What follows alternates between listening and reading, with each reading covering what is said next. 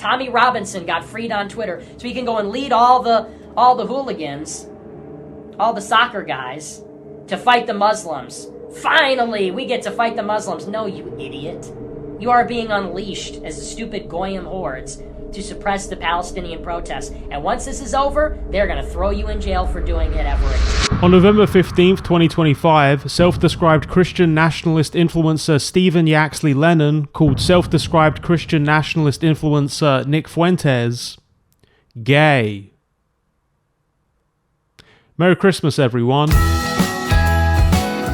In the spirit of holiday cheer, I'd like to talk about the growing divide between Nazis. I feel like you and me connecting was the beginning of what people now are calling this like Christian-Muslim alliance against Zionists. One of the things I've always maintained about cancel culture around public figures is it doesn't generally matter what someone gets cancelled for if they continue to serve a use to their main audience. This is why you'll constantly see musicians and actors and politicians outed for the most blatantly cancelable actions you could think of, sexual abuse or domestic violence or being a Nazi, and continue to have highly successful, lucrative careers. Some of them are even financially supported by the wealthiest people in all recorded human history. If Kid Rock goes into the woods and writes the lyrics, young ladies, I like them underage, see, some say that's statutory, but I say it's mandatory, but then continues to make incredible music, did he even really call himself a pedophile? Does it matter if a leftist calls infamous white nationalist Nick Fuentes a Nazi? Jews are running society, women need to shut the fuck up,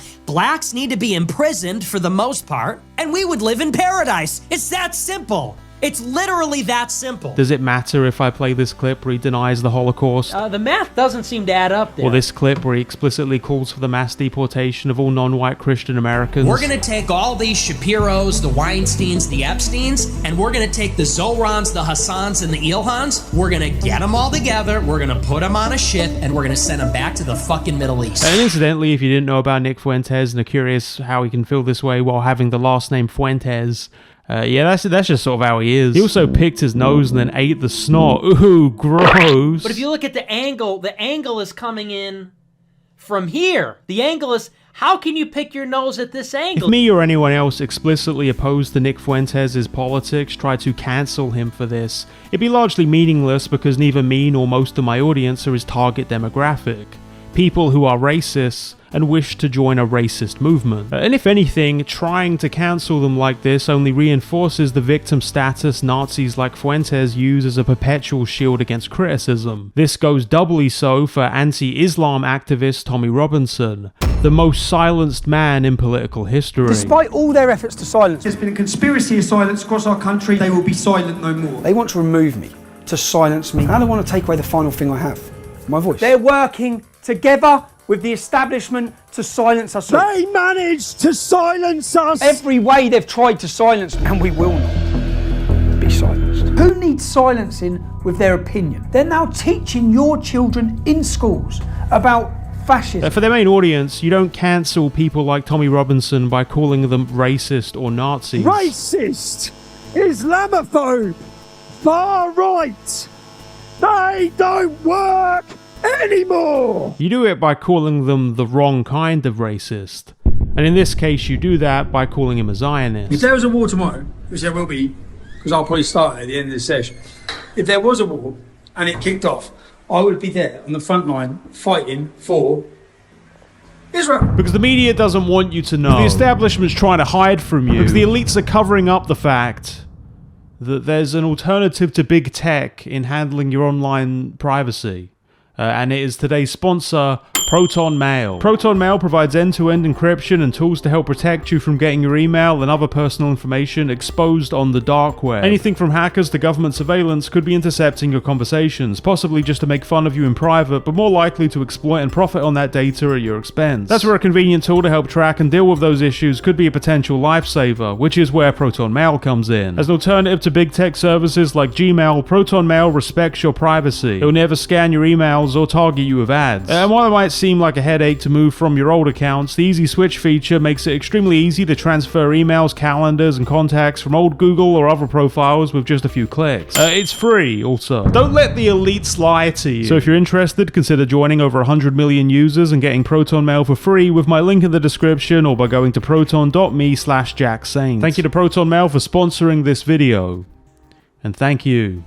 So I don't imagine Tommy Robinson is really bothered when people call him far right or a Nazi, because realistically the more people call him that without substantially arguing why he's wrong, the easier it is to position his views as reasonable and mainstream. And I can criticize Stephen Yaxley Lennon substantially. Unlike Stephen, I don't get generous donations from CEOs and conservative think tanks and school shooting deniers, and I haven't defrauded the UK taxpayer for hundreds of thousands of pounds. But I did grow up in a council flat in a similar area, and I could criticise his manufacturing of a working class lad identity stolen wholesale from another member of his football firm, fleecing supporters for campaign funds to spend on resort holidays, while working class communities are ransacked and minority groups targeted based on misinformation he knowingly spread for weeks and continues to do so unapologetically. All your lives it worked. Like the time he lied about an underfunded rape crisis centre, suggesting that it rejected white British victims, leading to the effective shutdown of that centre as it was flooded with abusive calls from his supporters. Or when he shared a recording of a black man playing with his white granddaughters, falsely presenting him as an immigrant child molester, leading to this innocent man being subjected to months of threats and harassment. Or the time he made the same false accusation against the husband of a journalist after she reported on Stephen's misuse of funds, hiring a private investigator to find their address, visiting that address, and harassing them to the point of receiving a stalking prevention order, eventually being forced to admit he'd completely made up that the man was a paedophile. And I'm the bully. I'm the bully. They haven't bullied my family, harassed me, persecuted me, targeted me, all conspired together. It's all there. Or the times he repeatedly jeopardized actual child grooming trials so he could perform media stunts to boost his online profile. Substantially, I would say Stephen Yaxley Lennon doesn't give a fuck about child sex abuse other than as a catchphrase he can pull out to justify attacks on anyone who threatens his income. Look, I just care about protecting kids from nonces. And also all my critics are nonces, so now you don't have to listen to them. Shame so many of his mates are nonces. These are things you might care about if you're already sympathetic to perspectives like mine over his. If your problem is about free expression, it makes sense you'd care about Stephen stalking, libeling, and attacking the families and family homes of journalists who are critical of him. Behaviours he himself has called out as deplorable when done by someone who isn't him. The mad thing is, the whole time this goes on, the media and all of them act like we're the bad guys. That we've been, like I'm the one persecuting people. If you care about things like due process or the right to a fair trial, it should concern you that Lennon flagrantly derails court proceedings in favour of his own brand of justice, which is just saying things on social media whether or not you know they're lies and letting your followers do the rest for you. Stephen had deep regrets about that, by the way, despite the fact that he definitely didn't. The police and the media have all been trying to take me down. If I get caught once on getting something wrong, it will discredit any future documentaries or work I'm doing. And if you have friends or family who like Tommy Robinson or think he's unfairly characterized by the media, you might not have time to go through all of these things. And maybe at the end it will turn out they agree with him anyway, and it will just be quite awkward and depressing. So I do have a quick test. Show them this video Stephen shared a few weeks ago. Assalamu alaikum. You're invited to Edu Academy's open day. Parents can enjoy a special tour of our classrooms. You'll get to meet our lovely teachers and see how we learn. You'll meet students like me. We will have lots of fun stalls. There will be yummy food. Bring all your families and friends. We can't wait to welcome you. Show them that, and then read them the caption he attached to that post. Is this the future you want for your children? If that to you is obviously putrid, to see a video of polite school children talking about a fucking fun fair and presenting that as evidence of a decaying Britain because those children were born with the wrong names or the wrong skin colour, then you are a reasonable person who has been lied to by the Tommy Robinson persona. He convinced you he had reasonable concerns about grooming gangs and the victimization of children, but it turns out he fucking hates those children if they're not white and Christian, because of course course he does, because the man's a fucking Nazi. We are here today to tell you quite loud, quite clear, every single Muslim watching this video on YouTube. On 7/7, you got away with killing and maiming British citizens. You got away with it. We will not tolerate it. And the Islamic community will feel the full force of the English Defence League if we see any of our citizens killed, maimed or hurt on British soil ever again. Strengthen your church, O Lord, to stand like a disciplined and unwavering army of light. The pulpits once again speak with holy fire. Well, I just thought it's going to be very different. I know it's a Christian thing, but it's not what we thought. Thought it's going to be carols and things like that. What? Not all this. This will be a fairly common experience, given there's an entire media complex of billionaires constantly whitewashing Stephen's views, to the point where seemingly a lot of his supporters are just kids who get dragged along by their parents to marches they're told, I guess, are just generally about being English. How can you be racist in your own country? My mum has been telling me about this march and I really wanted to go and support London. And if you don't find this shocking, and you actually side with his resentment of non-white children living with their families in the UK and occupying English schools, you also shouldn't be shocked about me calling him a Nazi. You fundamentally agree with his racist and white supremacist views. You already see people like me as your opponent, and you already see all the stuff I've said about Lenin as either irrelevant or not really bad to begin with, tactically or otherwise. What you might see as a bad thing is the impression Tommy Robinson likes Jewish people too much. When you see a man, I've watched Benjamin Netanyahu, I've watched his speeches and I just think, yes. We still have a lot of problems in our country. We still have a lot of left in our country that want to give our land away, give our identity away. We fight with that stuff, and you're going to be doing an event in Tel Aviv. I'm very happy about that. Stephen Yaxley Lennon is an asset to the Israeli government. Over the past few years, his audience has become increasingly hostile to this. It's inspiring to realise that young men are leaving their families from every corner of this globe. They're travelling here. I come to this country in 2016. Do you know what? You do it a lot better than we do. Obviously now, Israel and the world, well, not the world because Britain don't, but America and Israel at least realise you cannot negotiate, and the only language they understand is strength. And his words, never fund free Palestine. Most recently, Tommy was invited to the country by Government Minister Amichai Shikli to give instructive talks on the ways he's exposed Muslims internationally and the pro-Islam media that protects them. I'm a journalist, an investigative journalist from Great Britain. I come here as a journalist. I'm a journalist from the UK. As a journalist, which I am a journalist, I think now we've established we are journalists. Not only are we journalists, we're far better journalists than the mainstream. Can I just point out to the Channel 4 lady right now? Now this video is just for the benefit of those who don't like to accept the fact that we are great journalists. If you're wondering why politicians in Israel would support and collaborate with a guy I just called a Nazi, this is the reminder that the people the Israeli military is currently genociding, the population whose land Netanyahu's government seeks to claim, are mostly Muslims. I feel embarrassed coming here as a British citizen because I know that my government have just betrayed every single one of you. They've betrayed your country and they've betrayed our people. Because if it was put to a public vote, the British public would never vote to recognise a terrorist Palestinian state. More people will watch our content that we produce than any of the mainstream media. You do not have the monopoly to lie to the public any longer. Shikli runs the Ministry of Diaspora Affairs for Israel, a department that has even internally been criticised as lacking real substance outside of being a petty political project, existing mainly to blur the definition of anti-Jewish hatred to include all criticism of Israel and fuel division between Israel and victims of Israel's imperialism. In other words, the exact opposite thing you'd want from a department apparently based on combating global anti-Semitism. And that's Stephen's role in this, as a strategic one, beneficial to him because it means not only will he be endlessly funded and protected by the combined forces of capitalism and people like Elon Musk. What would the landscape of citizen journalism be if Elon Musk hadn't bought Twitter? Where would we be right now? This wouldn't be happening. Nothing that happened with the United Kingdom. Reform wouldn't be surging. I think, lads, I've been watching you. Thank you very much.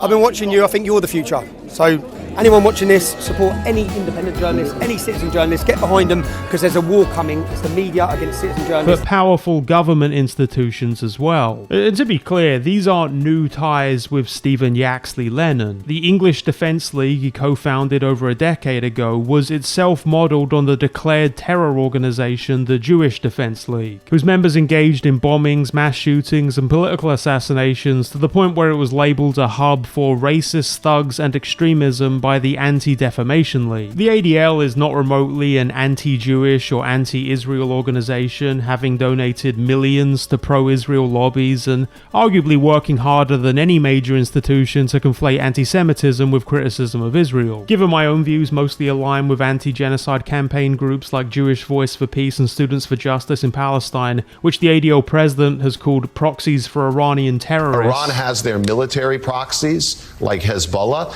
and Iran has their campus proxies, like these groups like SJP and JVP. I mean, look at them. I mean, this is literally like a demonstration in Tehran. I guess this video is terrorism. To repeat, Stephen's group connections were seen as so extreme that explicitly pro-Israel organizations still wouldn't associate with them. Anders Breivik, the Nazi who murdered 77 people, including more than 30 children, claiming that he was preventing cultural genocide, was an EDL acolyte who directly cited one of Stephen's co-founders as a mentor. And when Stephen left the EDL, he certainly condemned these actions in an effort to clean up his image, despite the fact that within a few years he was repeating the exact same beliefs, spreading the exact same lies. They have attacked the family, they've attacked Christianity, they've opened the borders, they've flooded our nations.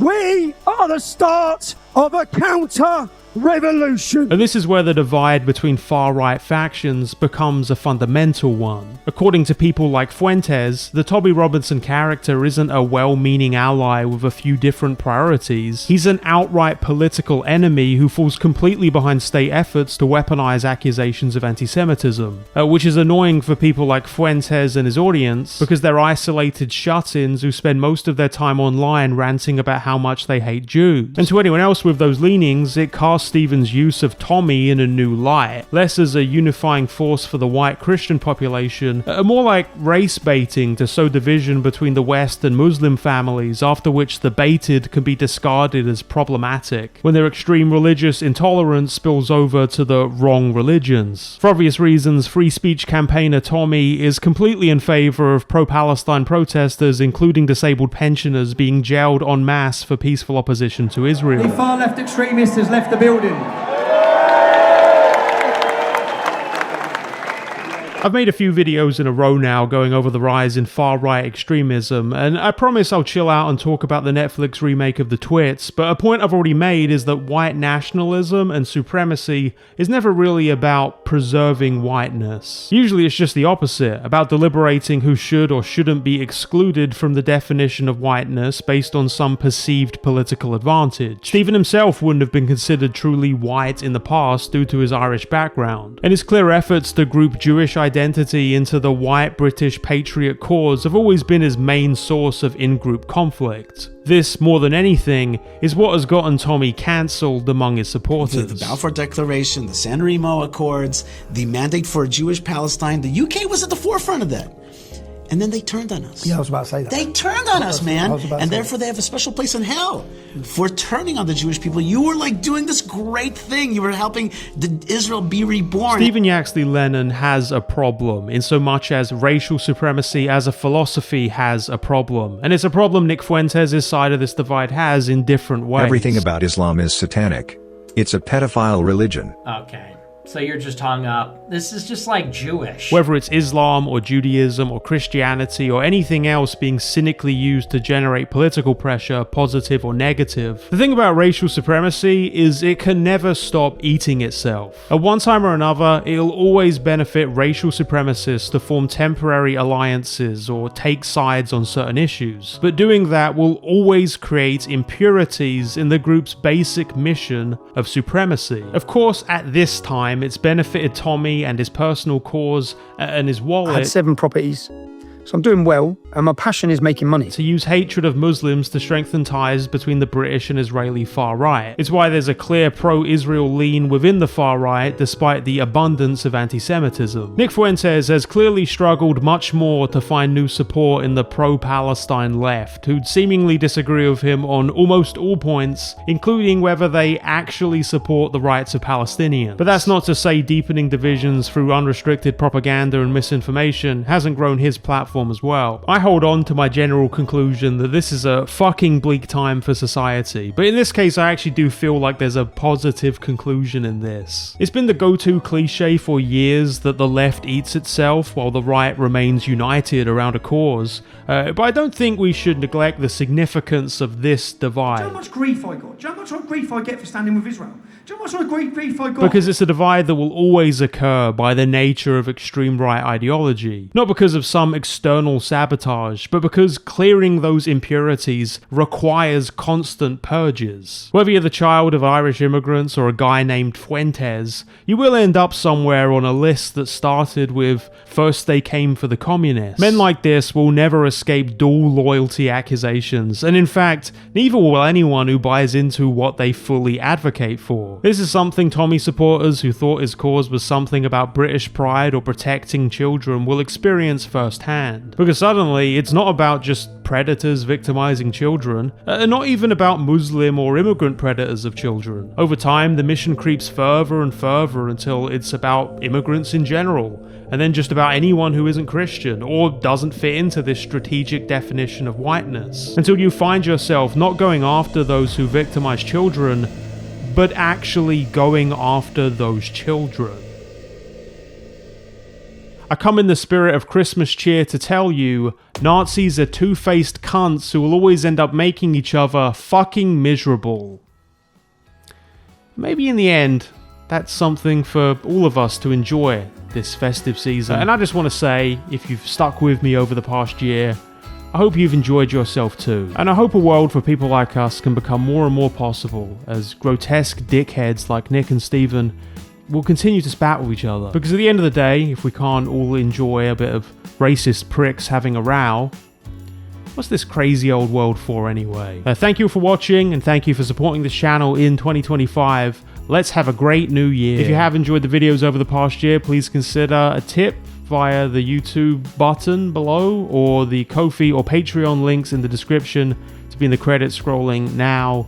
Thank you all again. Goodbye and good luck.